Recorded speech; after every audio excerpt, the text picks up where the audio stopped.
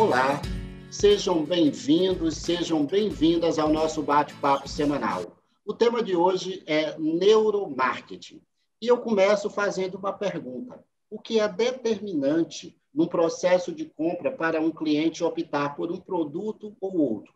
Seria o preço, a qualidade, a marca, a apresentação do produto?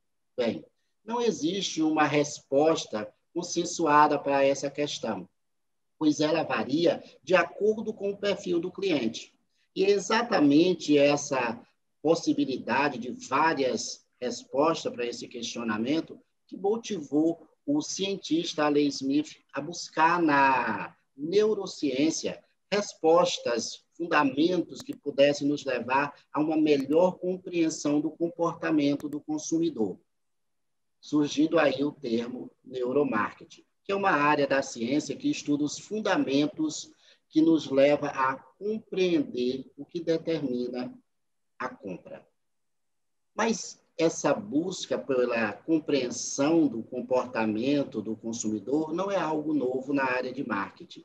Várias ferramentas são utilizadas com essa intenção, como pesquisa de mercado, relacionamento com o cliente, os desenhos de perfis dos consumidores e tantas outras ferramentas. Então, o que é que a neurociência traz de novo? Existem limites éticos para utilizarmos esses conceitos? Ele, de fato, apresenta resultados que nos levem a melhor compreender o que determina, que nos leve a influenciar o comportamento do consumidor? Para entender e responder um pouco essas questões, é que eu recebo hoje aqui o professor Eudo Jansen, um especialista em neuromarketing, que vai nos ajudar nessa compreensão e também a desmistificar se, de fato, a neurociência apresenta e nos ajuda a ter melhores resultados, a performar melhor. Eu sou Ronaldo Souza, você está no canal que criamos para apresentar e discutir temas relacionados à gestão de empresas. Professor Eudo, muitíssimo obrigado por ter aceito aí o nosso convite e vir aqui compartilhar um pouco de conhecimento conosco. Seja muito bem-vindo. Salve, salve, Ronaldo, a todos os espectadores aí do seu canal. Eu que gostaria de agradecer essa oportunidade de estar aqui, na verdade, não respondendo a esses questionamentos que são muito complexos, né? Eles são bastante desafiadores até para um campo de estudo novo, que é a neurociência, mas, na verdade, a gente discutir um pouco, conversar um pouco sobre isso e entender essas tendências e o que é que tem levado, de fato, a uma ciência que é a neurociência a se juntar com uma outra ciência que é o marketing, para trazer um novo entendimento desse nosso consumidor do século XXI, que tem tantos anseios, que tem tantos desejos. Esses desejos aí são desejos líquidos, são desejos rápidos, né? Eles se dissolvem, se constroem muito rapidamente. Então, assim, é um grande desafio e eu que agradeço a oportunidade de a gente poder estar discutindo sobre isso aqui nesse seu espaço. Para começar, eu queria que você falasse um pouco mais sobre o que é o neuromarketing, né? Eu usei aí um conceito na apresentação, mas eu queria que você pudesse explicar um pouco mais de técnica, o que é que seria, e como é que tudo isso se deu e quais são os desdobramentos, né, do surgimento dessa nova ciência, né? Vamos dizer, esse novo ramo da ciência.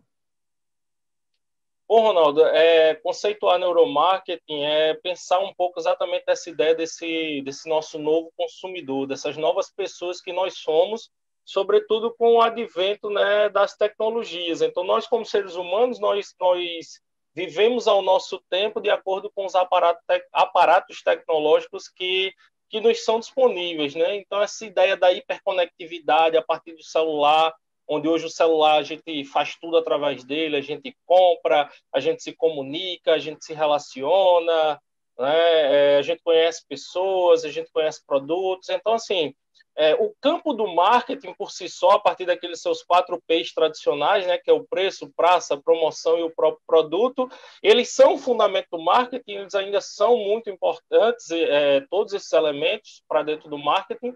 Só que quando a gente fala de estudar o consumidor, estudar aquilo que de fato leva as pessoas a tomarem uma decisão de compra, a gente começa a entender que aí a gente vai ter o avanço do marketing 2.0, 3.0, 4.0, e aí a gente começa a entender que o marketing por si só ele começa a ser limitado para entender esse processo de compra, para entender esse processo de decisão de consumo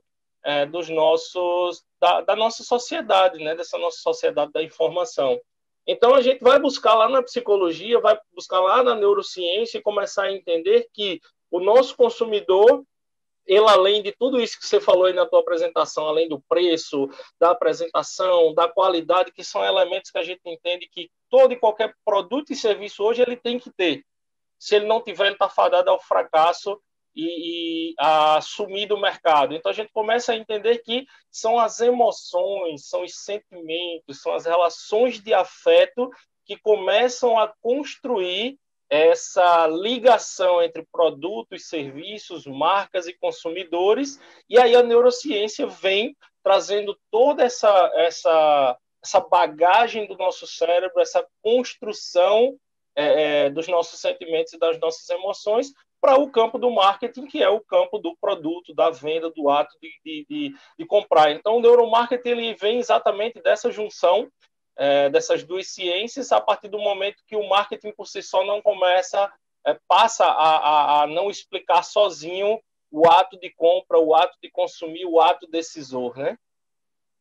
É bem interessante, né? Você aí ao se referir aos famosos e tradicionais 4Ps do marketing, né?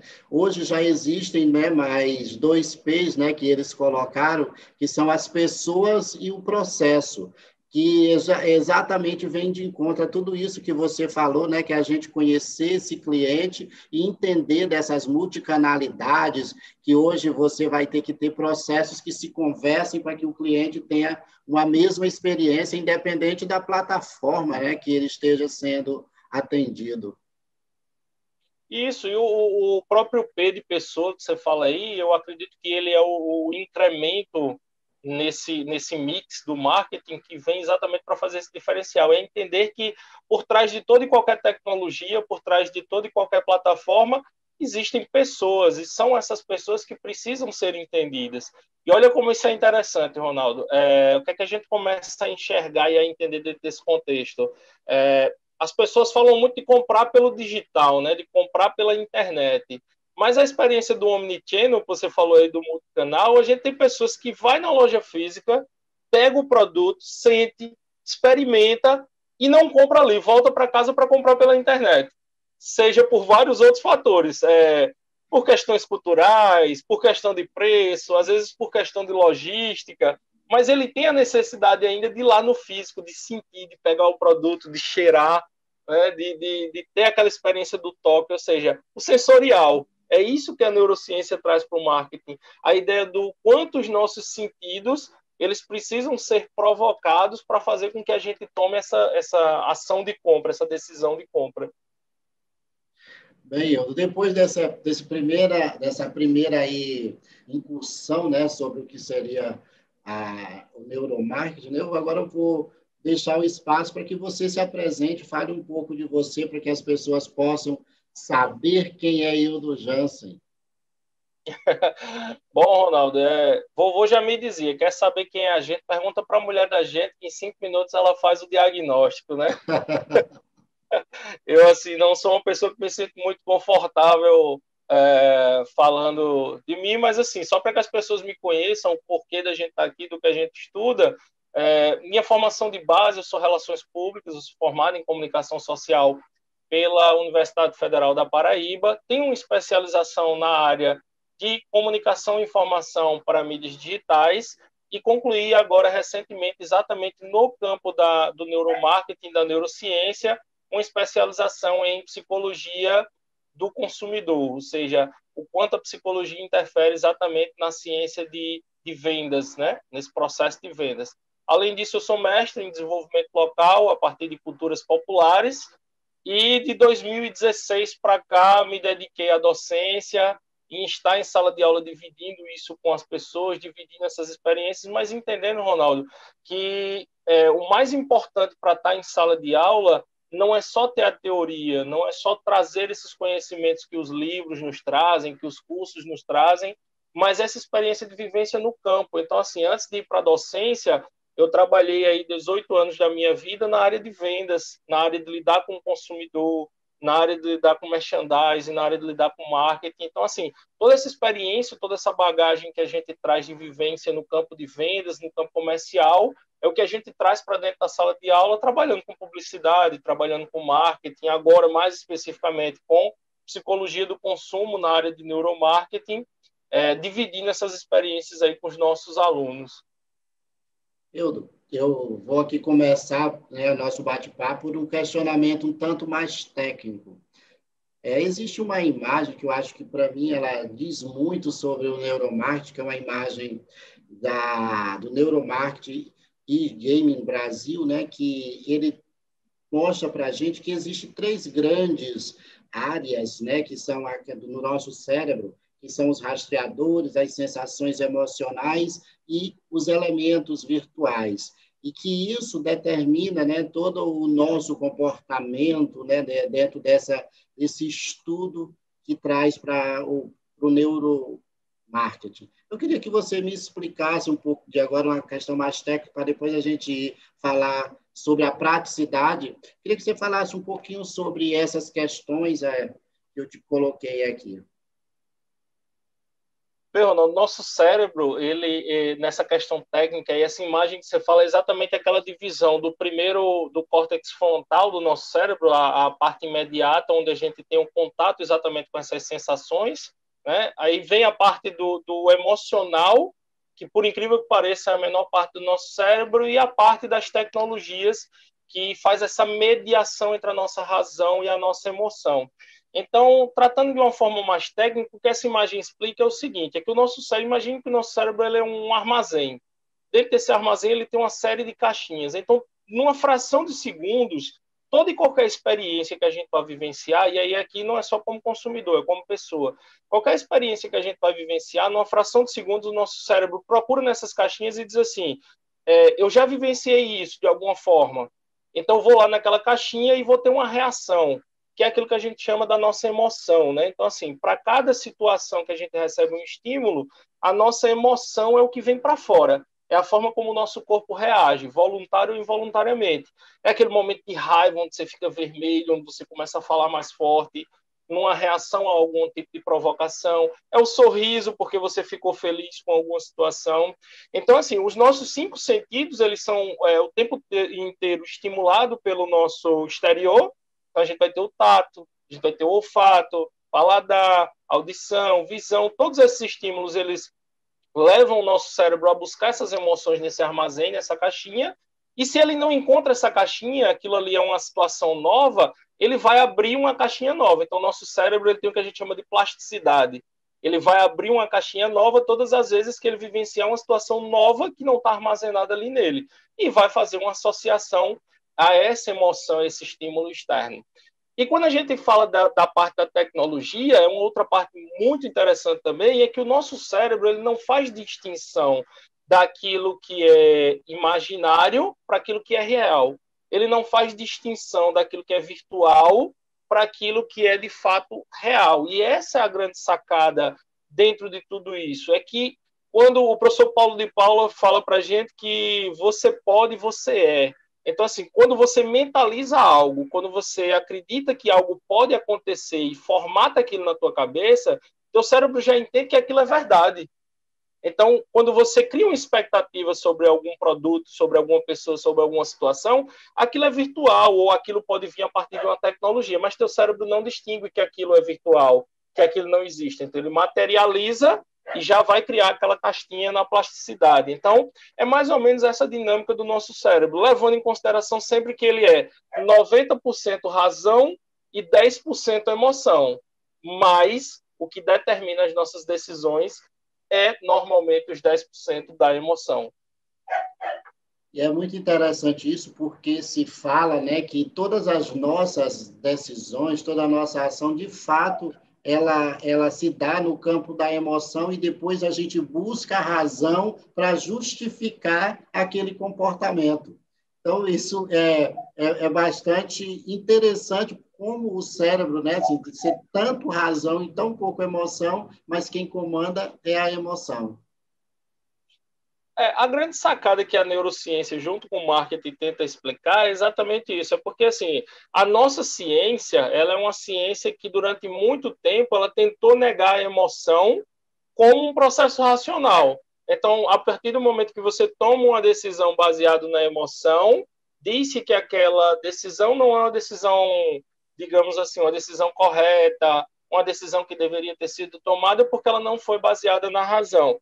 Mas veja, ela toda emoção, como eu disse para você, nesse processo de construção lógico, toda emoção, ela tem uma razão por trás dela, ela tem um motivo de existir, ela tem uma experiência ou pré-estabelecida, que já tem aquela caixinha lá, como eu falei para você, ou a gente cria uma nova caixinha. Então, querendo ou não, todo e qualquer processo que passa pela emoção, ela também tem uma razão de ser por trás daquilo. Então, a neurociência, junto com o marketing, começa a entender isso e começa a trazer para o campo da ciência esse entendimento de que a emoção ela não pode ser descartada.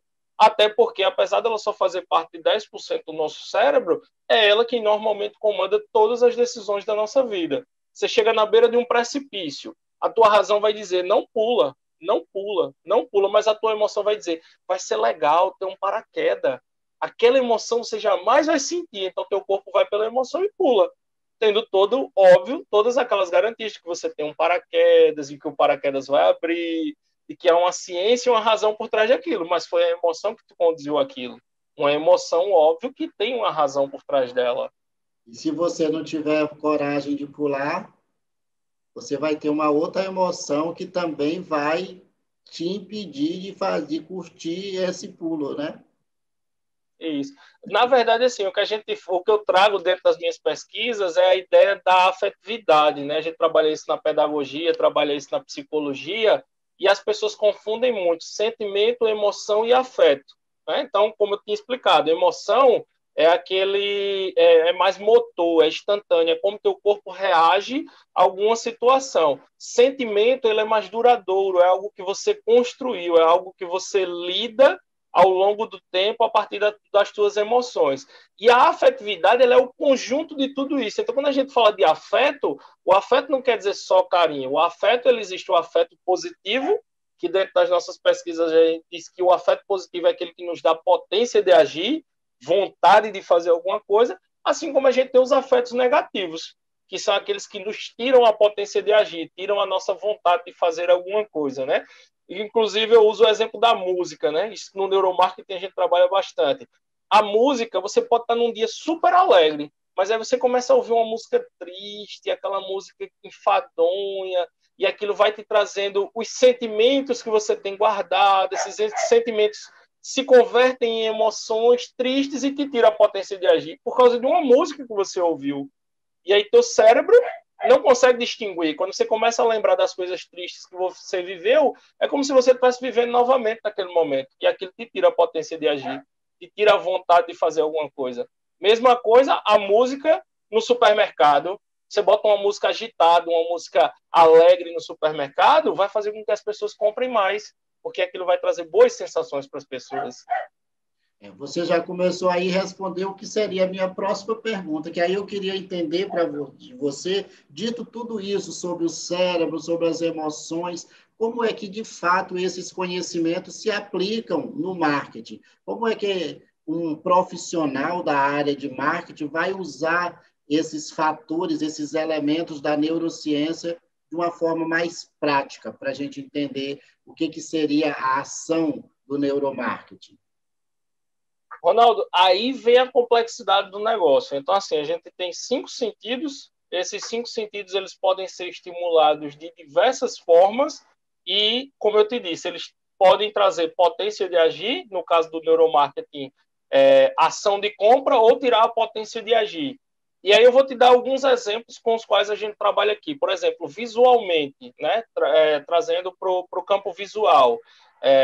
Quando você tem uma experiência legal com um perfume do Boticário, que você vê a forma do frasco, e aí o Boticário não patenteou aquela forma do frasco, mas onde você vê aquele formato do frasco em qualquer tipo de propaganda ou em qualquer tipo de estímulo visual, você vai lembrar da marca do Boticário. Se você vê uma latinha vermelha hoje, Ronaldo, em qualquer lugar, uma latinha vermelha, sem nenhum nome, só uma latinha vermelha, você vai lembrar de quê? Diz para mim. Coca-Cola. Sensação visual a partir de uma cor. A Coca-Cola não patenteou o vermelho, mas aquele estímulo que ela trabalhou do marketing a partir da neurociência fez com que as pessoas que gostem e que não gostem de Coca-Cola, onde vê uma latinha vermelha, vai lembrar da Coca-Cola. Você quer um outro exemplo? Esse da música que eu falei. Você chega numa academia para fazer exercício, é sempre uma música alegre, é sempre uma música de batida rápida, que faz você ficar instigado. Por quê? Porque se você botar uma música leve, uma música de descanso, teu cérebro vai entender que o momento não é para aquilo. Aí você vai chegar na academia, vai sentar na máquina, vai olhar para o lado, aí o outro colega olha para você, vai ficar tristinho também, não quer malhar. Mesma coisa acontece no supermercado. Então, a música, a partir da audição, estimula a gente ao processo de compra. Um outro exemplo que a gente pode trazer para você aqui, associado com marca, as sandalinhas da Melissa. Então, a Melissa criou uma fragrância, um cheiro que foi criado especificamente para aquela marca, e todas as lojas têm aquela mesma fragrância. Então, no shopping que você entrar, isso é mais perceptível em shopping porque é um local fechado, mas as lojas de rua também têm. Aonde você chegar, você sente aquele cheirinho de chiclete, de borrachinha com cheiro de chiclete, que é específico daquela marca. Então, onde você chega, você lembra da marca por conta do cheiro, do estímulo que você tem com aquela experiência. Então, isso vai te lembrar da marca, vai fazer você falar da marca, vai fazer você ficar o tempo inteiro com aquela marca na tua cabeça, e aí vem, óbvio, os outros fatores. Se eu já consumi o produto e aquela experiência foi legal, quando eu sentir o cheirinho da sandália, eu vou ter vontade de ir lá e comprar outra sandália. Se a experiência não foi legal, aí eu já não vou querer ir de novo. E aí eu faço um paralelo aí com o andar de bicicleta, né? As primeiras vezes que a gente cai, para o nosso cérebro ele fica associado àquela emoção da queda, então a gente fica resistente de ir de novo, né? Então a mesma coisa acontece com a marca. Se a tua experiência é ruim, você não vai de novo. Mas nem tudo está perdido. A plasticidade do cérebro. Por que eu falo isso? Porque às vezes a galera diz, professor, então quer dizer que uma marca que construiu uma experiência negativa com aquele consumidor acabou ali. Acabou se ele não souber converter aquilo, porque a plasticidade do nosso cérebro faz com que a gente amplie aquelas caixinhas que eu falei do armazém para novas experiências, para novas situações. Então, cabe à marca trabalhar tudo isso. Então, assim, na prática, existe uma série de formas de você fazer. Inclusive, hoje no design também, Ronaldo, já é feito, por exemplo, restaurantes, se você perceber, a grande maioria deles vai trabalhar com tonalidades vermelhas, com tonalidades laranjas, amarelo. Por quê? Porque essas cores que são consideradas cores quentes visualmente nos dão vontade de comer, nos dão fome. Então, se você chega num restaurante que o ambiente dele é muito escuro, com cores frias, preto, cinza, azul, você não tem vontade de comer. Então, assim, é tudo isso que o neuromarketing na prática vai estudando e vai ajustando e vai criando novas técnicas, e é esse o campo que ainda está muito em aberto nas pesquisas e na prática, é entender como é que a gente consegue trabalhar esses sentidos do ser humano enquanto estratégias para converter em ato de compra em venda.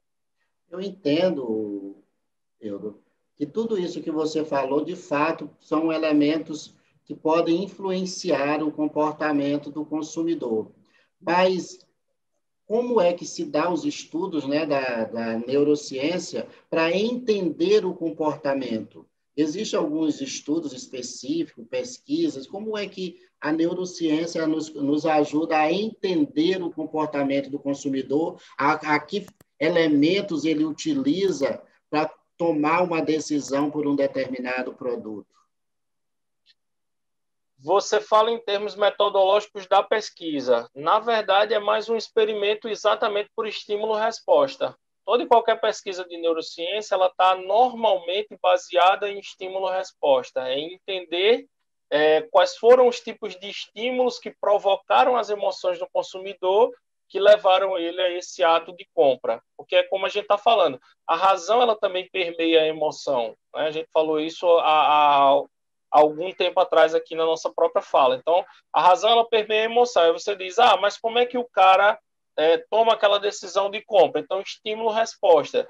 Como é que eu sei que o cara que foi lá num restaurante que era mais escuro comeu menos do que o cara que foi lá num restaurante que era vermelho, amarelo? Estímulo-resposta. A gente faz esses testes com o consumidor a partir de uma observação nesse sentido de estímulo-resposta. Porque é a partir daí que a gente consegue entender esse sentimento do consumidor. E pesquisas qualitativas também, onde a gente vai fazendo perguntas nesse sentido. Se você estivesse numa situação tal, como você reagiria? Qual seria a sua reação? Baseado em que você tomaria essa sua decisão? Então, a neurociência, junto com o marketing no comportamento de compra, ela é baseado muito nisso.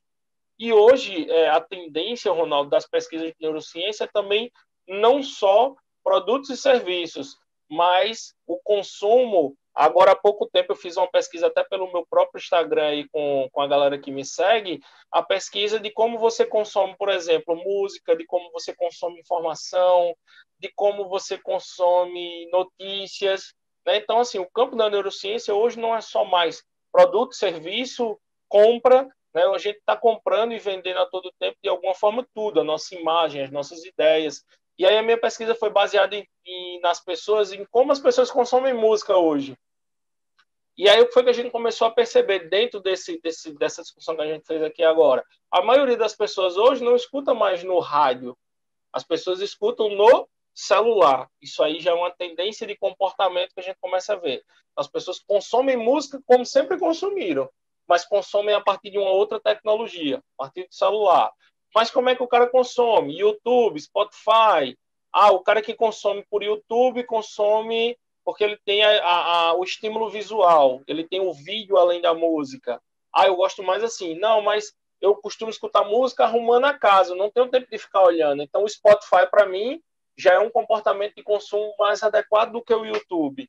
Entende? Então, assim, o campo da neurociência nessa ideia do consumo vai muito por essa ideia aí também, de entender o comportamento. Então, é como a pessoa consome e o porquê a pessoa consome. A gente viu aí há pouco tempo, né, teve um docudrama muito comentado, que foi o Dilema das Redes, e ele questiona justamente esses fatores, né, de como os programadores eles utilizam, eles acabam direcionando o cliente dele a consumir mais e mais os seus produtos para que eles possam vender mais. No caso deles, né, são vendedores de mídia.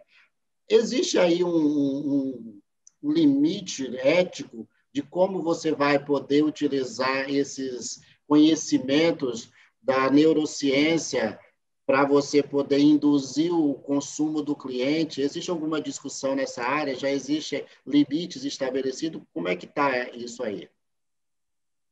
Ronaldo, assim, dentro do campo da ciência, a gente discute muito essa questão da ética, de até onde a gente pode ir, até onde a gente não pode ir, né? E o quanto, quando a gente fala de marketing, e é engraçado, como você me pergunta isso, também é um questionamento muito forte dos alunos. Professor, mas a gente está falando de uma sociedade que precisa ser menos consumista. E aí eles ficam meio abismados quando eu digo assim, então não faça marketing. Porque marketing offline, online, seja ele qual for, você está estudando exatamente para isso, para fazer o cara comprar. Você está estudando a melhor estratégia para o teu cliente conseguir vender para o consumidor. Mas óbvio que a gente tem os limites éticos dentro daquilo que a gente vai fazer. A gente não vai vender a mentira, a gente não vai vender um diferencial que o produto ou o serviço não tem, a gente não vai vender algo que a gente não pode entregar. Então, dentro do campo do marketing por si só, esses elementos éticos eles já são presentes. Dentro da neurociência, mais ainda. Então, como é que a gente está influenciando a cabeça desse consumidor? Como é que a gente está conduzindo ele a tomar uma decisão que necessariamente não seria, entre aspas, uma decisão dele. A gente conduziu para que ele tomasse essa decisão. Mas no campo prático, Ronaldo, isso é pouco trabalhado. Por que eu te digo isso?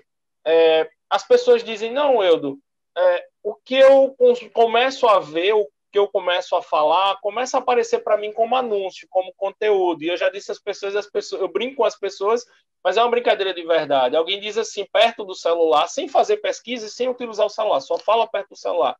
Estou pensando em comprar uma geladeira. Eu falei isso agora para você aqui. Meu celular me ouviu. Possivelmente, daqui a pouco, vai começar a aparecer alguns anúncios de lojas americanas, de Magazine Luiza, sobre geladeiras.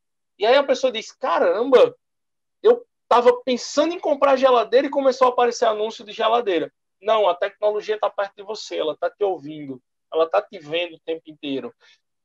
E aí o grande questionamento ético que eu faço, que eu trago para você e trago para a sociedade, que é a grande discussão, é a gente debater o seguinte: será que realmente que aquilo que nós estamos sendo expostos de informação, de conteúdo, de propaganda, é realmente condizente com o meu comportamento? Ou essa tal de inteligência artificial que todo mundo fala, esse tal de algoritmo que todo mundo fala, é que está me levando a ver estas coisas? Ou seja, me questionar o porquê aquilo começa a aparecer cada vez mais para mim, tá? Então, assim, quando eu falo de neuromarketing, eu começo por incrível que pareça. Eu sou uma pessoa que estou estudando neuromarketing, mas cada vez mais aparece conteúdo de pessoas que falam de neuromarketing para mim. Por quê? Porque é o que eu estou pesquisando, é o que eu estou falando perto do meu celular, é o que eu estou olhando no Google, são os livros que eu estou lendo.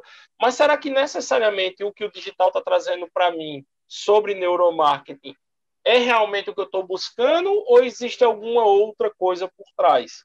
Né? Porque a gente sabe que os algoritmos e a inteligência artificial ela vai melhorando ao longo do tempo e óbvio que dentro desse sentido de venda, em algum momento há um interesse de por que esses conteúdos estão chegando para mim. Eles não chegam de forma avulsa, eles têm algum interesse por trás, que nem sempre esse interesse está claro, nem sempre esse direcionamento está transparente, e talvez esse seja o limite ético, que aí eu te digo, Ronaldo, na prática ele ainda não existe, na prática ele ainda é pouco discutido, ele ainda é pouco debatido.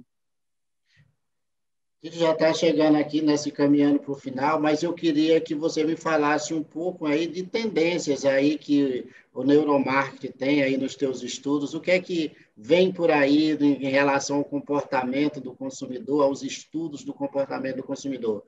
Tem alguma novidade, tem alguma tendência aí que você acredita que logo, logo vai estar nas plataformas aí para nos influenciar? Ronaldo, eu acho que a grande tendência que já vem acontecendo, na verdade, né, já vem se desenvolvendo e acho que a pandemia acabou acelerando um pouco mais isso, é a questão das experiências realmente. Então, é o marketing sensorial a partir das experiências que elas são geradas para a gente. Então, a pandemia também nos trouxe essa ideia de que a gente pode viver sem ir no shopping, a gente pode viver sem andar no ônibus, a gente pode viver sem andar na rua.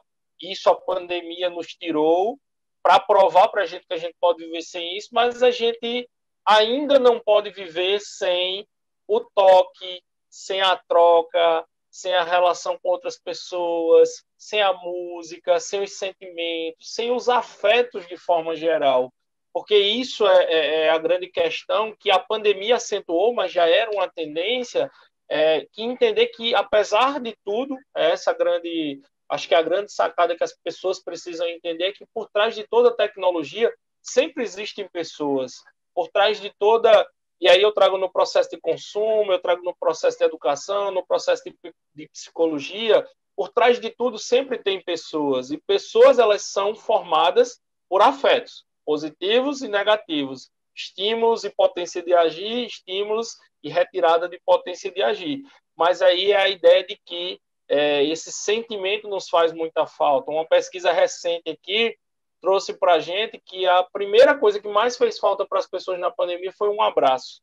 Poder dar um abraço, poder dar um beijo, poder apertar a mão. Então, aquela ideia que eu te falei, o cara até compra através da tecnologia, ele até compra pelo digital e nós do Nordeste somos um pouco mais resistentes, mas estamos nos abrindo para isso.